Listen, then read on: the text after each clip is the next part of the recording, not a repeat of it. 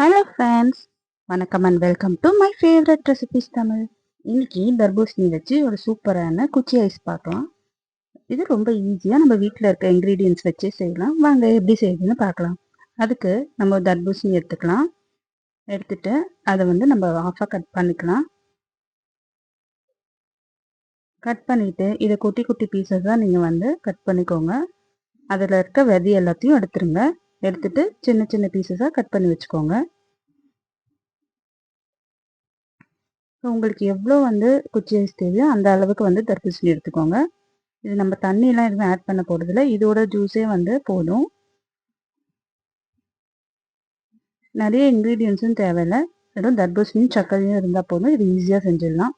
உங்கள்கிட்ட மோல்டு இருந்தால் மோல்டில் செய்யலாம். இல்லைனா நீங்கள் டம்ளரில் கூட ஊற்றி செய்யலாம். இதை ஃபஸ்ட்டு இந்த மாதிரி கட் பண்ணிவிட்டு இதில் இருக்க சீட்ஸ் எல்லாம் நம்ம எடுத்துகிட்டு இதை இந்த மாதிரி சின்ன சின்ன பீசஸாக கட் பண்ணி எடுத்துக்கலாம்.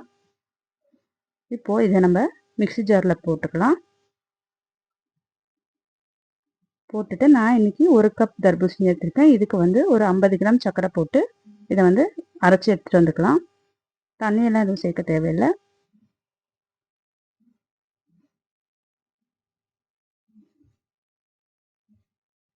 இதை அரைச்சி எடுத்துகிட்டு வந்தாச்சு. இதை இந்த மாதிரி டம்ளரில் ஊற்றிக்கோங்க. இதை நம்ம வடிகட்டலாம் கூடாது. அப்படியே அதோட பல்போடையே நம்ம ஊற்றிக்கலாம். ஊற்றிட்டு இதில் ஒரு குச்சி சொருவிட்டு இதை ஒரு 5 மணி நேரம் நம்ம ஃப்ரீசரில் வச்சு எடுத்துக்கலாம். இப்போது 5 ஹவர்ஸ் ஆயிடுச்சு. பாருங்கள், சூப்பராக குச்சி ஐஸ் ரெடி ஆயிடுச்சு. ரொம்ப டேஸ்ட்டாக இருக்கும். கண்டிப்பாக செஞ்சு பாருங்கள். இதை நம்ம டிமோல்ட் பண்ணிடலாம். நம்ம தண்ணியில் காமிச்சாலே அது வெளியில் வந்துடும். ஸோ ரன்னிங் வாட்டரில் அந்த டம்ளர் அப்படியே காமிச்சிங்கன்னா இது அப்படியே வெளில வந்துடும். பாருங்கள், சூப்பரான குச்சி ஐஸ் ரெடி ஆயிடுச்சு. கண்டிப்பாக இந்த சம்மருக்கு நீங்களும் ட்ரை பண்ணி பாருங்கள். ட்ரை பண்ணிவிட்டு எப்படி இருந்ததுன்னு கமெண்ட் பண்ணுங்கள். நம்ம சேனலை சப்ஸ்கிரைப் பண்ணிக்கோங்க, லைக் பண்ணுங்கள், ஷேர் பண்ணுங்கள். தேங்க்யூ ஃபார் வாட்சிங்.